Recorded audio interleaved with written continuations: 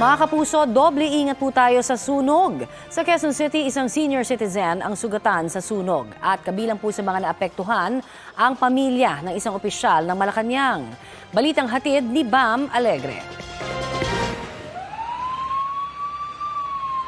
Sa tindi ng lagablab ng apoy, mabilis natupok ang duplex structure na ito sa barangay Batasan Hills, Quezon City, pasado alas 8 kagabi. Itinaas ng Bureau of Fire Protection sa unang alarma ang sunog. Hudyat para rumisponde ang hindi bababa sa 4 na fire truck. Maliban pa riyan ang mga fire volunteer na rumisponde rin. Nakontrol ang sunog 9:49 p.m. at tuluyan itong naapulan ng 10:44 p.m.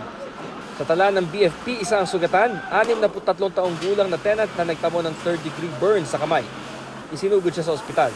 Sa kabuuan, 3 pamilya na apektuhan ng sunog, kabilang si Presidential Communications Office Secretary Cheloy Garafil. Tumanggi siyang umarap sa kamera o magbigay ng pahayag. Sa initial assessment ng Bureau of Fire Protection, 2 istruktura ang apektado ng sunog, isang duplex at ang kapitbahay nito na isa ring residential property. Humigit kumulang 7 million pesos ang estimated damages. Pag-aari ng pinsan ni Balats, kitang lawang isa sa mga nasunog na bahay. Nabulaga raw sila sa bilis ng pagkalat ng apoy. Dinilaan talaga siya mula 3rd floor pababa yung sunog. Safe naman, wala naman nasaktan. Ang bilis ng pangyayari, dinilaan lang ganun. Basta mabilis daw eh. Iniimbestigahan pa ng Bureau of Fire Protection ang sanhi ng apoy.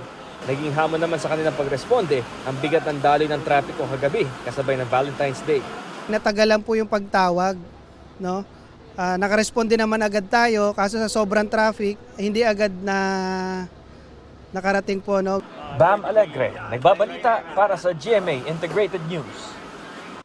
Kapuso, para sa mga maiinit na balita, mag-subscribe sa GMA Integrated News sa YouTube.